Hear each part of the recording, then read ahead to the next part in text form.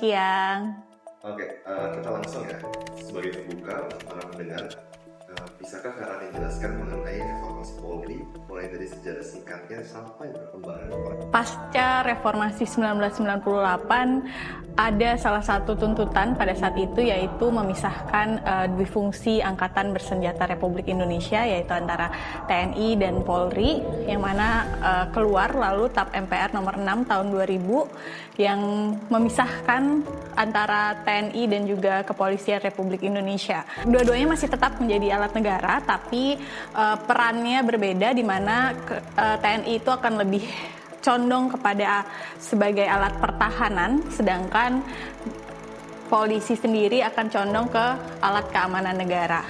Perkembangannya pada saat pasca reformasi, pada saat itu elit politik ketika itu mendudukan kepolisian sebenarnya secara luas kedudukan Polri di pasca reformasi, yang mana akhirnya kita menganut satu sistem pemolisian yang terpusat atau centralized policing yang menempatkan kepolisian di bawah pemerintah pusat, dalam hal ini adalah presiden, yang mana kalau kita lihat sistem pemolisian ini dalam praktik beberapa negara justru banyak sekali memicu masalah dan juga justru berkontradiksi dengan konsep negara demokrasi. Pemolisian kita yang sangat centralized ini justru mendekatkan polisi kepada kekuasaan rezim dibandingkan rakyat itu sendiri. Bahkan rakyat saat ini tidak memiliki kontrol atas kinerja-kinerja yang dilakukan oleh kepolisian. 5 tahun ke belakang bisa dibilang reformasi Polri justru stagnan atau berjalan mundur ya kalau saya kira. Kenapa? Karena pertama, makin banyak sekali persekusi yang terjadi saat ini. Kalau kita lihat di beberapa laporan lembaga penegak HAM, baik itu misalnya Komnas HAM maupun organisasi masyarakat sipil yang berfokus pada bidang hak asasi manusia, kepolisian itu jadi aktor nomor 1 terhadap pelanggaran hak asasi manusia. Kontrol publik terhadap kinerjanya pun tidak ada gitu loh. Kita tidak punya mekanisme akuntabilitas, mekanisme pengawasan terhadap apa yang dikerjakan oleh kepolisian, dan justru alih-alih membenahi itu, sekarang misalnya ada arah kebijakan yang melegitimasi keburukan-keburukan yang ada di kepolisian. Jadi dalam Policy Brief, reformasi kelembagaan dan pengawasan eksternal kepolisian, KSHK itu mendorong penggunaan konsep kepolisian demokratis di Indonesia. Boleh dijelaskan tentang 7 prinsip kepolisian demokratis? Salah satu hal fundamental dari reformasi kepolisian adalah bagaimana kepolisian itu bisa ada di bawah kontrol masyarakat sipil, ada di bawah kontrol publik. Dan di penelitian yang dilakukan oleh PSHK, kami sebenarnya banyak sekali teori yang berkembang terkait sistem pemolisian, tapi kami menggunakan teori democratic policing atau pemolisian yang demokratis, karena kami melihat hal ini sesuai dengan konstitusi kita, apa yang diamanatkan di konstitusi, dan juga bagaimana hal ini juga sepadan dengan konsep negara demokratis yang ada di Indonesia. Setidaknya ada beberapa prinsip fundamental dalam pemolisian demokratis. Yang pertama, adanya penghormatan terhadap hak asasi manusia. Sebenarnya secara normatif, kepolisian memiliki peraturan internal terkait dengan hak asasi manusia ini. Tetapi dalam perjalanannya atau dalam prakteknya gitu di lapangan, justru banyak sekali praktek-praktek kepolisian yang akhirnya melanggar hak asasi manusia itu sendiri. Salah satu contohnya misalnya yaitu adalah praktek penyiksaan, di mana berdasarkan laporan-laporan dari misalnya lembaga hak asasi manusia maupun organisasi masyarakat sipil, kepolisian banyak sekali ditemukan dugaan penyiksaan yang dilakukan oleh tahanan-tahanan kepolisian maupun dalam konteks misalnya melakukan pemeriksaan. Kepolisian ini masih sangat mengandalkan pengakuan daripada si tersangka dibandingkan mencari barang bukti, alat bukti yang bisa mendukung adanya tindak pidana. Pada akhirnya praktek-praktek penyiksaan untuk memperoleh pengakuan itu pun banyak seringkali dilakukan seperti itu. Yang kedua adalah terkait dengan peran dan fungsi kepolisian di bidang keamanan dan ketertiban masyarakat. Meskipun di dalam konstitusi kita sudah mengatur bahwa fungsi kepolisian yaitu dalam hal keamanan dan ketertiban, sayangnya kita belum memiliki arah yang jelas terkait dengan apa itu keamanan dan ketertiban, yang mana akhirnya definisi keamanan itu dipersonifikasi oleh kepolisian yang dapat menginterpretasikan bagaimana mereka dalam mengamankan dan melakukan pengamanan terhadap pelaksanaan negara demokrasi. Lalu yang ketiga yaitu terkait dengan sebagai pelaksana demokrasi itu sendiri. Setidaknya ada dua hal yang harus dilakukan oleh kepolisian. Yang pertama, dia tidak terlibat dalam politik praktis. Dia tidak terlibat dalam fungsi-fungsi atau memiliki kewenangan tugas lain yang di luar dari fungsi utamanya dalam bidang keamanan dan ketertiban. Lalu yang kedua, dia harus melindungi dan menjamin bahwa pelaksanaan demokrasi itu berjalan dengan aman. Misalnya ketika ada demonstrasi, kepolisian seharusnya menjadi guardingnya, menjaga bahwa masyarakat pada saat turun ke jalan merasa aman menyampaikan pendapatnya di muka umum gitu, bukan justru melakukan tindakan-tindakan yang eksesif kepada publik yang sedang menjalankan hak konstitusionalnya untuk mendapatkan pendapat di muka umum. Dan ini yang terjadi misalnya di pada saat demonstrasi di bulan Agustus 2025, banyak sekali aktivis yang pada akhirnya dijadikan tahanan politik yang ditangkap karena menyuarakan pendapatnya terhadap pemerintah. Lalu terkait dengan penggunaan kekuatan, yang mana penggunaan kekuatan ini tidak bisa dilakukan dalam setiap saat, tapi hanya dapat dilakukan dalam konteks waktu tertentu atau terbatas atau dalam kondisi yang luar biasa. Sedangkan kalau kita lihat saat ini ada demonstrasi apa, penggunaan kekuatannya sudah sangat berlebih. Prinsip-prinsip proporsionalitas itu tidak diimplementasikan oleh kepolisian. Yang paling sangat jelas terlihat pada saat Kanjuruhan, para supporter tidak menggunakan senjata yang berlebih, tapi justru dilawan oleh kepolisian dengan persenjataan yang lengkap yang akhirnya menimbulkan korban yang begitu besar. Lalu dari konteks kebijakannya, yang mana undang-undang kebijakan yang mengatur terkait dengan kewenangan kepolisian itu seharusnya diatur secara jelas dan tepat dan tidak multitafsir.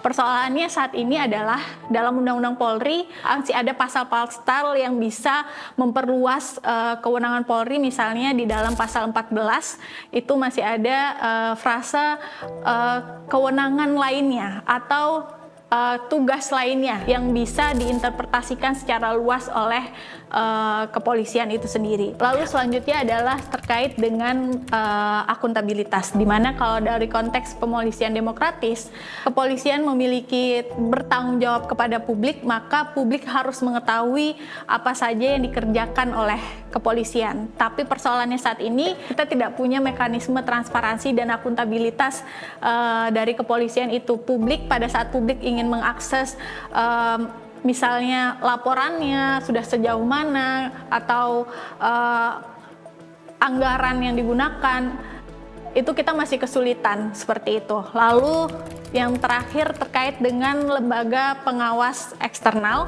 atau lembaga pengawas yang mengawasi kepolisian. Kalau dari konteks kepolisian demokratis itu setidaknya lembaga pengawas ini harus multi layer. Tidak bisa ada satu lembaga tertentu, tapi ada banyak lembaga, misalnya dari eksekutif, ada dari legislatif, dari yudikatif, juga dari beberapa lembaga negara, misalnya Komnas HAM dan Ombudsman. Yang paling utama adalah adanya lembaga pengawas eksternal independen yang memiliki kewenangan untuk melakukan pemeriksaan, penyidikan, dan bahkan menindak dugaan pelanggaran yang dilakukan oleh anggota kepolisian, yang mana saat ini kita belum memiliki mekanisme tersebut di dalam pengawasan eksternal kepolisian saat ini. Selanjutnya tentang pengawasan eksternal kepolisian. boleh Kak menjelaskan ambisi saat ini bagaimana dan poin-poin rekomendasi pengawasan eksternal yang dipegang? Kalau berdasarkan dengan teori dari sistem pemolisian demokratis, setidaknya ada 3 hal yang harus dimiliki lembaga pengawas eksternal, yang mana sebenarnya ini juga jadi rekomendasi kami. Yang pertama, dari segi kelembagaan, dia harus independen, non-struktural, tidak berada di bawah rumpun eksekutif. Lalu juga dia punya dari segi anggotanya, dia punya masa jabatan yang tetap dan melalui seleksi, adanya mekanisme seleksi yang terbuka. Lalu dari segi kewenangan dia punya kewenangan untuk melakukan pemeriksaan dan penyidikan terhadap dugaan pelanggaran yang dilakukan oleh anggota kepolisian. Nah, tidak hanya itu, dari segi kewenangan juga adanya mekanisme banding dari misalnya kita melaporkan ke pengawas internal, tapi ternyata hasil dari pengawas internal kita tidak setuju gitu ya. Akhirnya kita bisa mengajukan banding ke lembaga pengawas eksternal, dan lembaga pengawas eksternal juga memiliki kewenangan untuk setidaknya mengawasi kerja-kerja dari lembaga pengawas internal itu sendiri.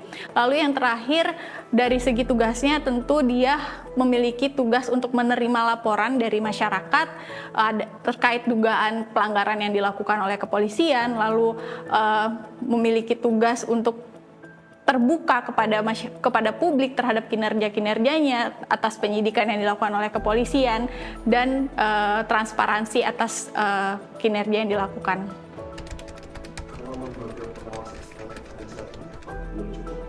Persoalannya adalah pengaturan terkait Kompolnas itu ada di dalam Undang-Undang Polri, di dalam Undang-Undang Nomor 2 Tahun 2002 terkait kepolisian, yang mana seharusnya kalau dia akan mengawasi kepolisian, seharusnya dia punya ada undang-undang tersendiri yang mengatur terkait kewenangannya.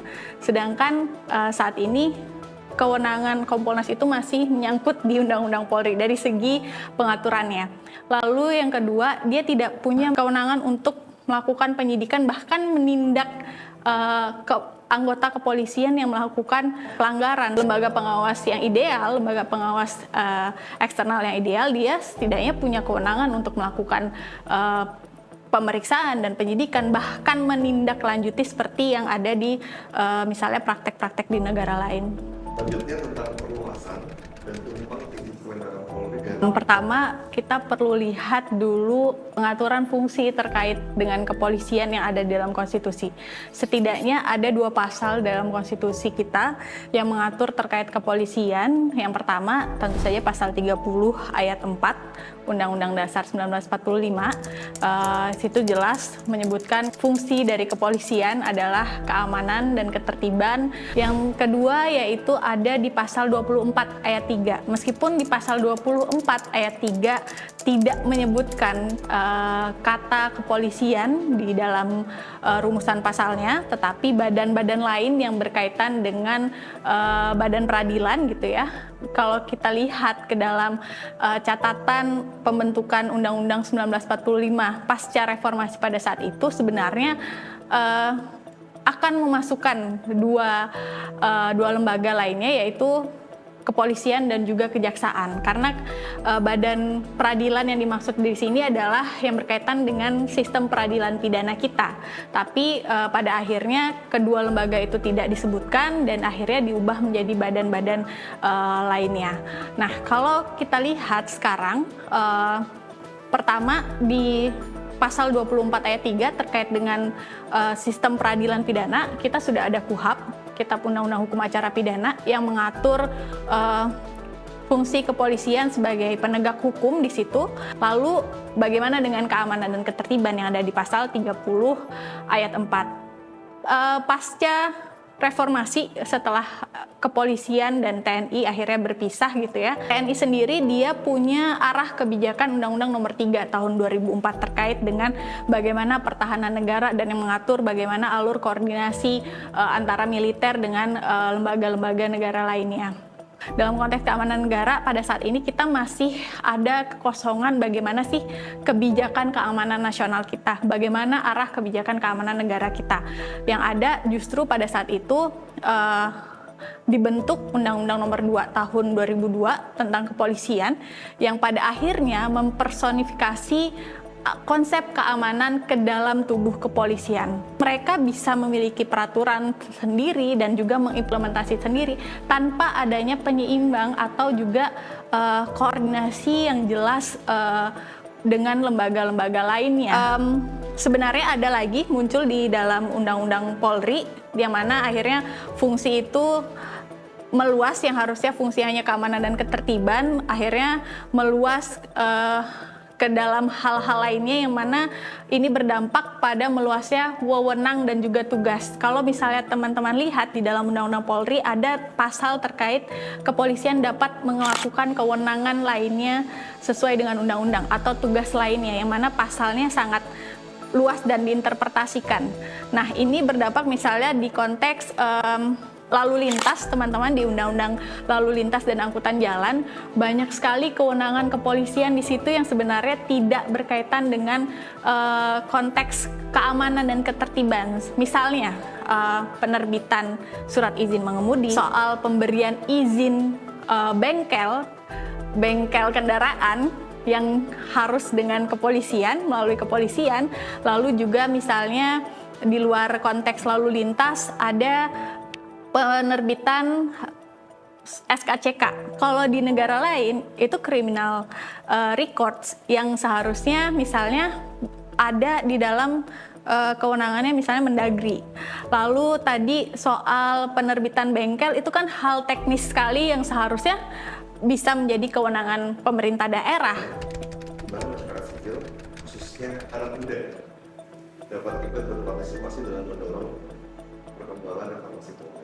Hal yang paling penting dari peran masyarakat yaitu adalah menjadi watchdog dari kepolisian, kerja-kerja kepolisian, bagaimana secara aktif mengawasi persoalan-persoalan yang ada di kepolisian saat ini, misalnya dari hal kecil saja di daerahnya, misal ada dugaan terkait dengan tindakan pelanggaran yang dilakukan oleh kepolisian, dia bisa melaporkan ke lembaga-lembaga negara, misalnya dari Ombudsman, Komnas HAM, atau membentuk hub-hub tersendiri hub-hub sendiri yang mengawasi terkait dengan kinerja kepolisian. Bagaimana Kak Rani melihat peran legislatif, khususnya Komisi 3 mungkin ya, karena dia yang belakangan paling aktif membicarakan isu reformasi polri. Dan dalam konteks ini bagaimana peran penyelenggara negara khusus legislatif?